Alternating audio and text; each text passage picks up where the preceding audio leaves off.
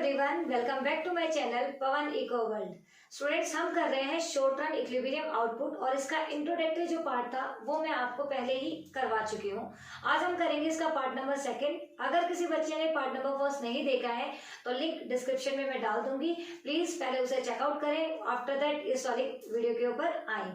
So start करते हैं। तो देखिए बेटा, ये जो चैप्टर है बेसिकली बहुत पूरी तरह से डिपेंड करता है, मतलब पूरी तरीके से अगर मैं बात करूं तो ये शॉर्ट रन का चैप्टर है। अब शॉर्ट रन और लॉन्ग रन दो, मतलब एक तरीके से दो टॉपिक है या फिर दो टर्म्स है। एक होता है शॉर्ट रन, एक होता है लॉन्ग रन। हमने क्लास 11th के अंदर शॉर्ट रन और लॉन्ग रन के बारे में बहुत ही अच्छे से पढ़ा था। चलो लेके चलती हूँ आपको थोड़ा सा क्लास 11th में, ताकि आपको याद आ जाए। तो देखिए बेटा, शॉर्ट रन जो होता है बेसिकली, शॉर्ट रन का मतलब क्या होता है? छोटा टाइम पीरियड। मतलब मान के चल सकते हैं हम कि अप्रोक्स अगर एक ईयर की बात करें, that is called short run. अब शॉर्ट रन में अगर आपने कोई बिजनेस स्टार्ट किया है तो क्या बिजनेस के स्केल को आप बढ़ा सकते हो, या फिर बिजनेस की प्रोडक्शन को सडनली बहुत ज्यादा बढ़ा दोगे, या फिर पैसा बहुत ज्यादा लगा दोगे? नहीं, ऐसी पॉसिबिलिटीज हमारे पास में नहीं होती है। तो शॉर्ट रन में अगर आपको अपना प्रोडक्शन बढ़ाना है तो सिर्फ आप एम्प्लॉयमेंट अपॉर्चुनिटीज जनरेट कर सकते हो।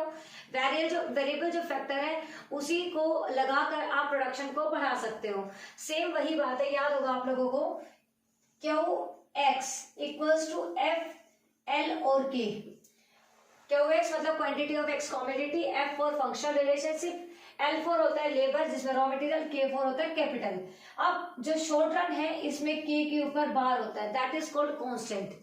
सीधी बात यह है कि अगर आपको छोटे टाइम पीरियड में प्रोडक्शन को, आउटपुट को इंक्रीज करना है तो आपके पास सिर्फ एक ही ऑप्शन है, दैट इज वेरिएबल फैक्टर।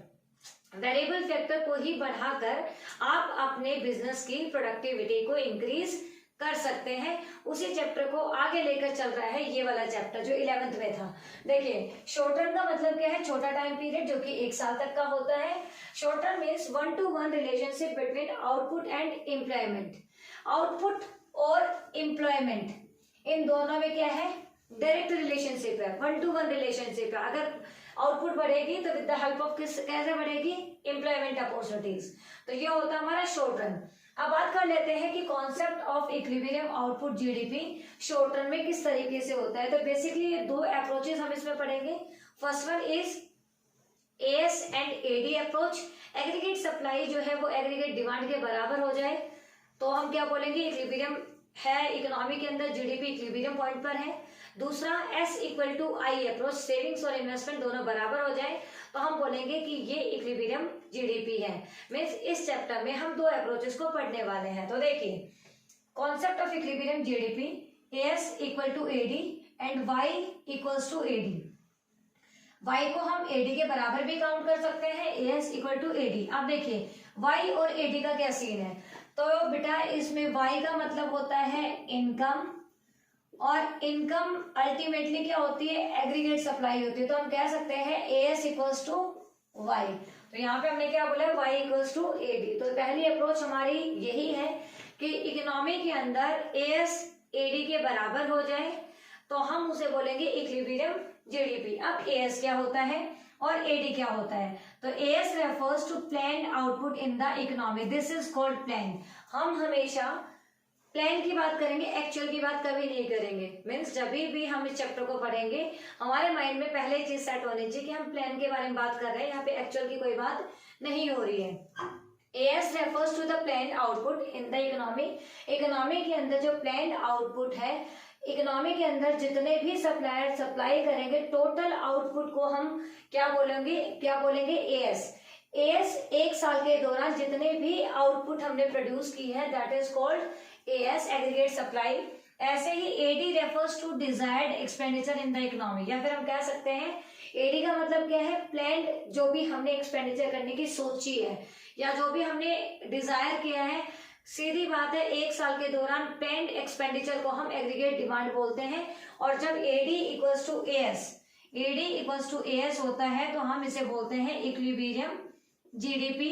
ये थी हमारी पहली approach according to this chapter. Second approach हमारे पास क्या है? That is called S equals to I। Savings किसके बराबर होंगी? इन्वेस्टमेंट के बराबर होंगी। चलो इसे भी देख लेते हैं भाई ये बराबर कैसे होती है। y equals to AD. Income किसके बराबर होती है? एग्रीगेट डिमांड के। आपने जो भी कमाया उसे खर्च तो करोगे या फिर तिजोरी में रख दोगे, ठीक है। तो ए वाई कैसे है? एडी के बराबर है। वाई को हम सी प्लस एस भी कर सकते हैं। मीन्स जो भी हमारे पास इनकम आई है या तो हम उसे कंजप्शन पे खर्च करेंगे या सेविंग्स पे खर्च करेंगे। एग्रीगेट डिमांड कैसी होगी? सी प्लस आई। हमने पहले चैप्टर में पहले पढ़ा था, क्या पढ़ा था हमने?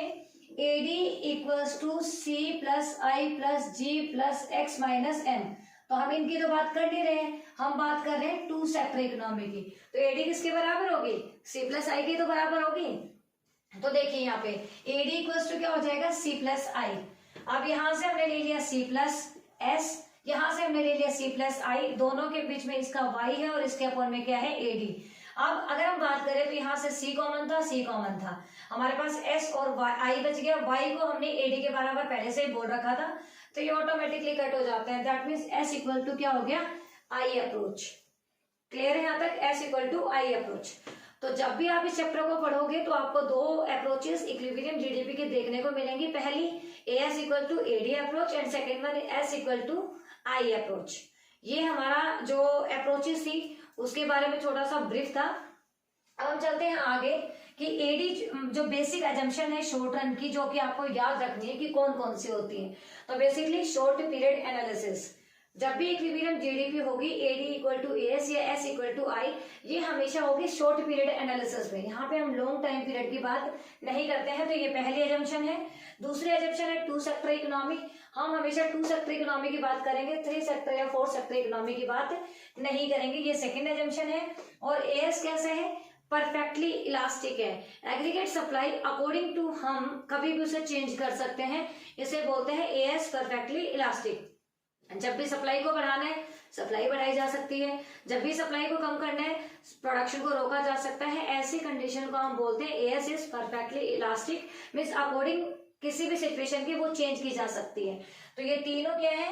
मतलब एडी इक्वल्स टू एएस और एस इक्वल टू आई अगर इक्विलिब्रियम जीडीपी पे है तो उनको हम तीन अजम्पशन से मेजर करते हैं। पहली short period analysis, second two sector economy and third one is AS is perfectly elastic. तो ये तीनों हमारी क्या थी? अप्रोचेस थी। अब हम चलते हैं छोटा सा जो हमारा डायग्राम का कॉन्सेप्ट है उसके ऊपर, और फिर ये वाली वीडियो भी हमारी हो जाएगी ओवर। उसके बाद में इन्वेस्टमेंट मल्टीप्लायर का कॉन्सेप्ट बचेगा, वो हम नेक्स्ट वीडियो के अंदर करेंगे। तो देखिए बेटा, अब हमारे पास आ जाता है एक डायग्राम। ये डायग्राम आपको क्या दिखा रहा है? ये डायग्राम बेसिकली आपको दिखा रहा है कि ओ एक्स एक्सिस हमने इनकम को लिया है, ओ वाई एक्सिस हमने एक्सपेंडिचर को लिया है।